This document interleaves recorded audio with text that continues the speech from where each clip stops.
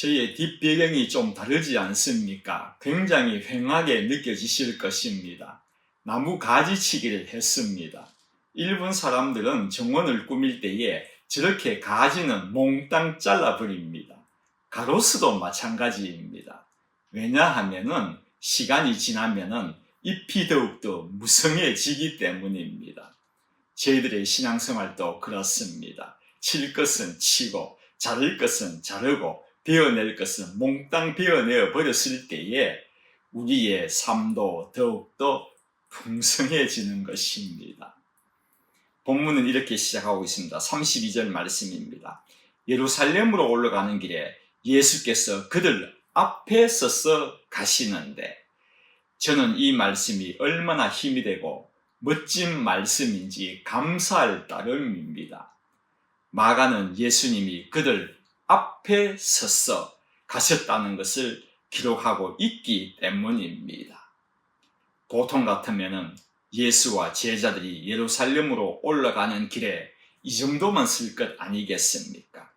그런데 여기서는 예수님께서 앞장을 서서 가셨다는 것을 굳이 기록하고 있다는 것입니다. 예루살렘으로 올라가시는 것은 언제나 그렇듯이 병자들을 고치기 위함이 아닙니다.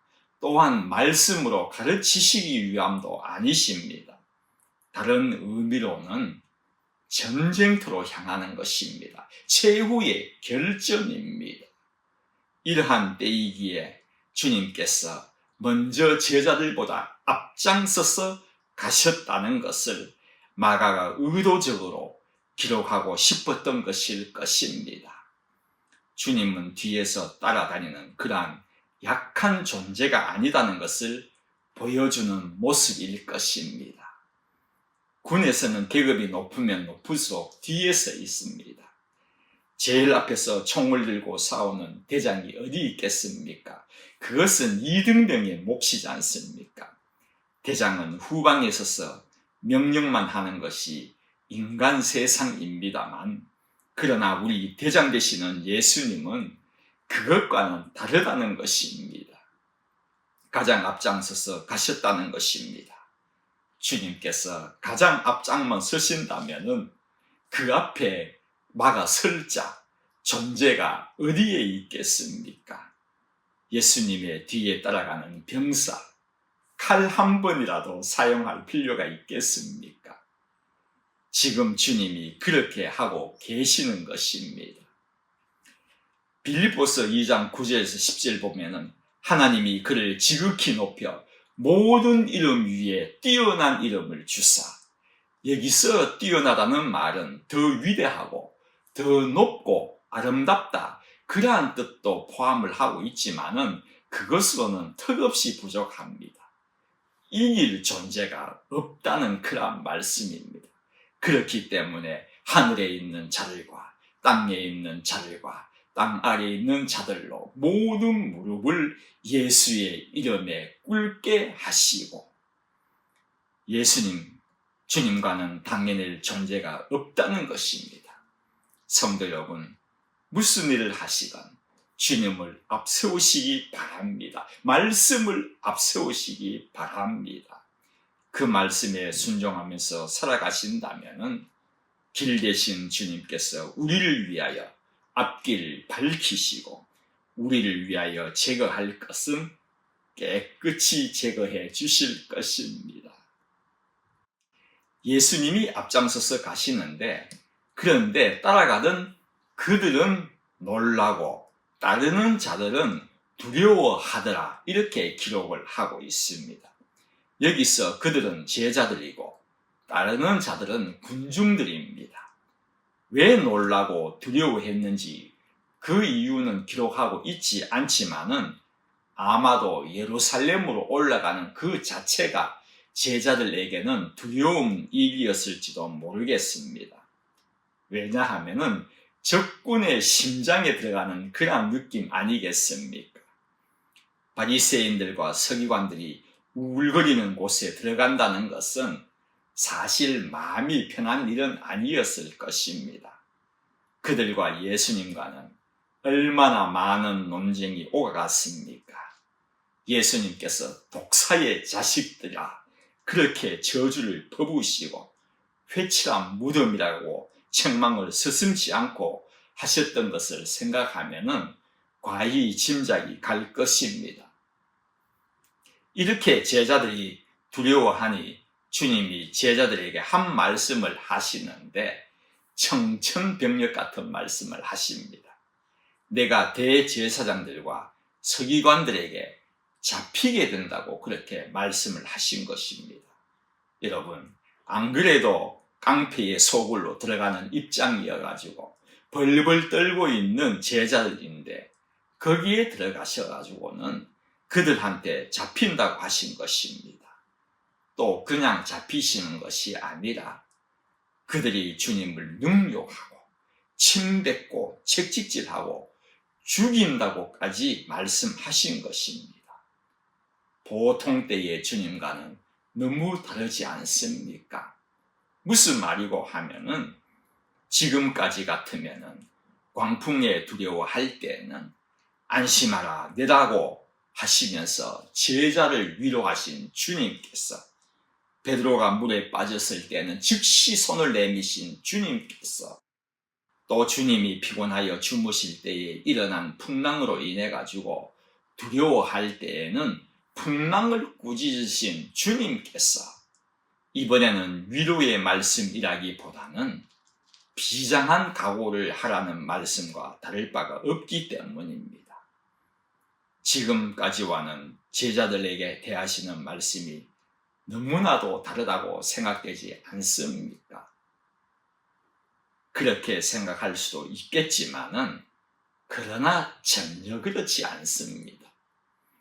제자들이 두려워 떨고 있을 때에 주님께서 정말 강조하고 싶은 것이 있었습니다.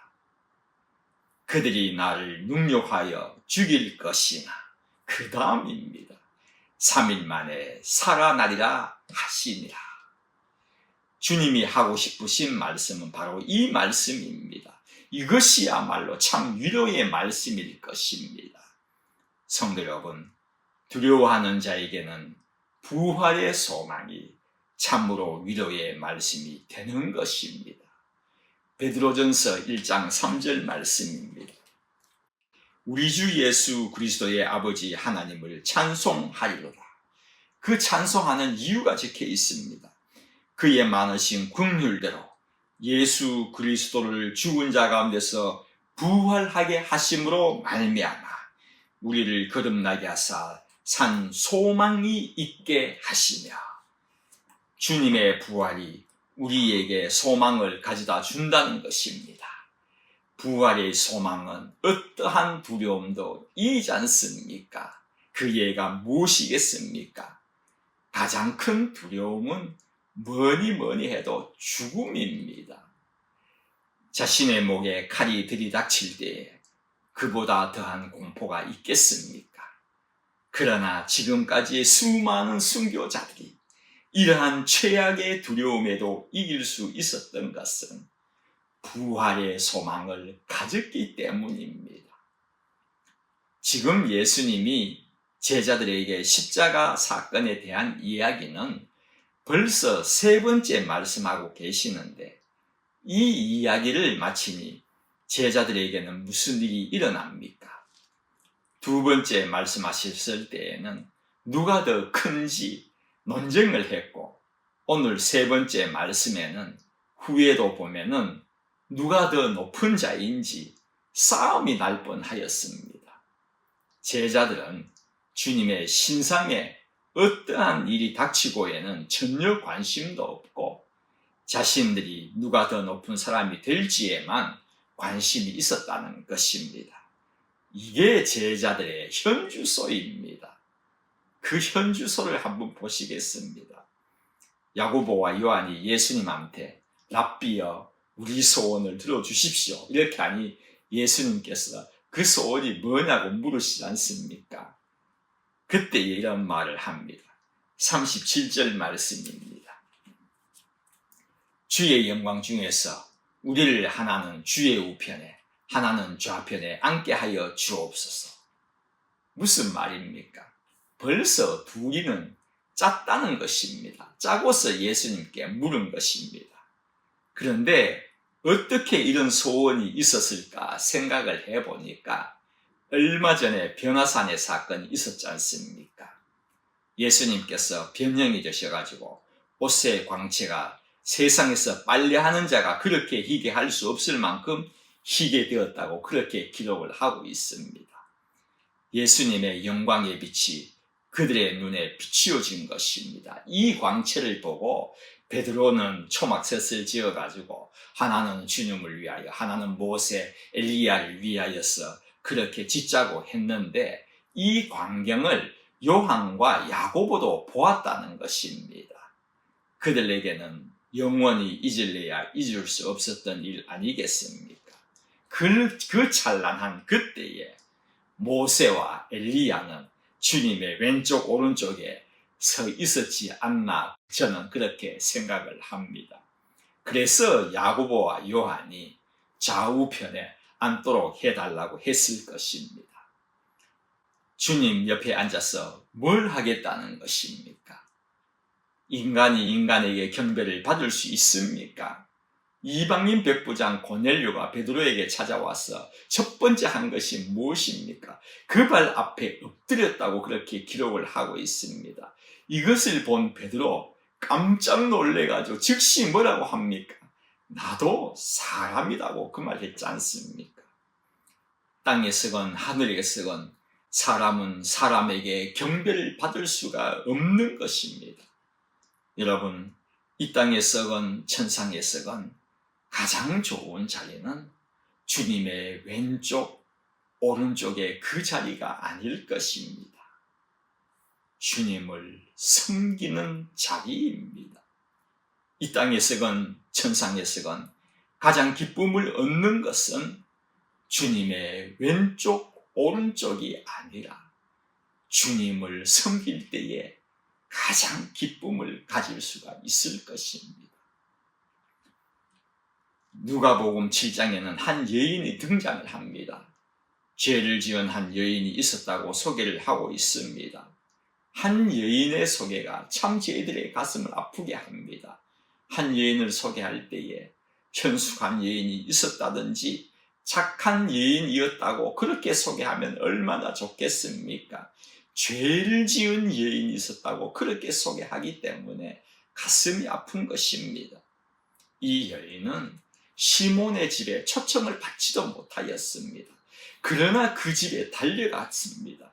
왜냐하면은 자신의 죄를 씻는 것은 당시 가장 높은 대제사장이나 서기관이 아니라 주님이라는 것을 믿었기 때문입니다. 그래서 주님께 달려갔던 것입니다. 그리고선 멈출 수 없는 눈물로 주님의 발을 적셨지 않습니까? 그 눈물 범벅이 된 주님의 발을 닦을 때에 주님이 말씀하십니다. 내 죄사함을 받았느니라. 그녀가 흘린 눈물은 그냥 눈물이 아닌 회개의 눈물이었다는 것입니다. 그리고서는 주체할 수 없는 기쁨으로 돌아갔는데 그녀의 이름이 성경에서 사라집니까? 그때부터가 이 여인의 시작에 불과한 것이었습니다. 죄사함의 기쁨이 무엇으로 나타났는지 아십니까?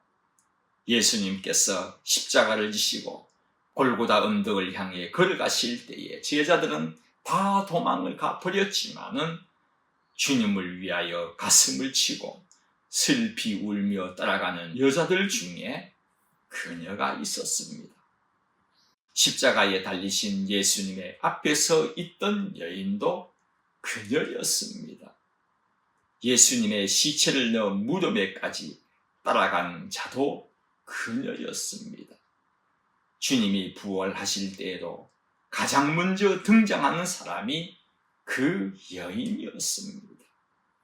끝까지 주님을 섬겼다는 것입니다. 저희들도 마찬가지입니다. 똑같이 죄사함을 받은 자들입니다. 이 기쁨은 섬김으로 나타나야 할 것입니다. 저희들도 주님을 섬기는 자가 되어야 하고 뿐만이 아니라 서로서로 섬기는 자들이 되어야 할 것입니다. 주님께서 말씀하셨습니다. 43절에서 45절 말씀입니다.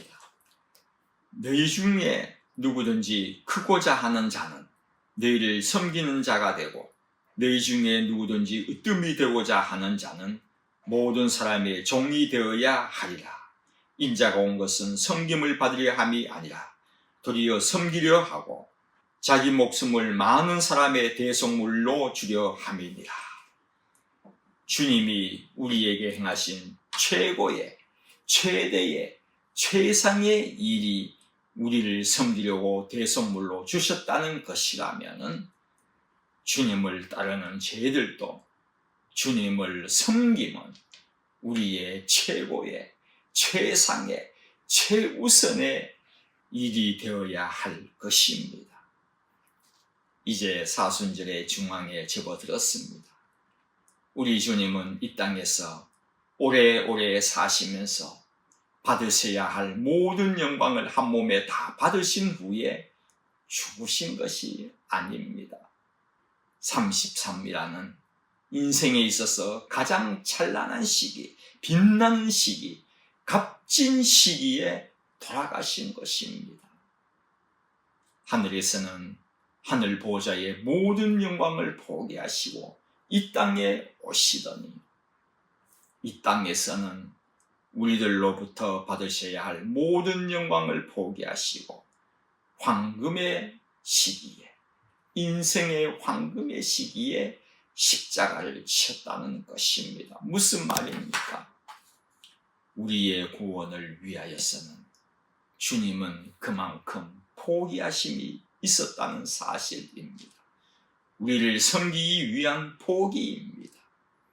우리 주님은 우리를 위해 하늘의 영광, 이 땅의 영광 다 포기하셨는데, 본문에는 우리를 섬기려 대속물로 주셨다고 하셨는데, 여러분들은 우리 주님을 위하여 무언가를 포기할 수 있으십니까? 주님을 섬기기 위하여 포기할 수 있습니까? 나무의 가지를 다 잘라내면 더 풍성하게 하기 위함이라고 말씀드렸습니다. 죄를 또 주님을 섬기기 위하여 방해가 되는 그 어떠한 것도 자를 것은 자르고 제거할 것은 제거하여 없애버렸어. 더 풍성한 삶의 축복을 받으시는 성도님들 되시기를 바랍니다. 기도드리겠습니다. 하나님, 사순절의 정중앙에 서 있는 저희들 십자가를 생각하지 않을 수가 없습니다. 죽기까지 낮아지신 그 섬김에 감사를 드립니다. 내가 늘 앞장서는 어리석은 자가 되지 말고 주님을 앞장서워서 뒤따라가는 순종하는 죄를 되게끔 인도하여 주십시오. 오늘의 저희들의 기도에도 응답하실 것을 믿으며 감사드리며 예수님의 이름으로 기도드립니다. 아멘.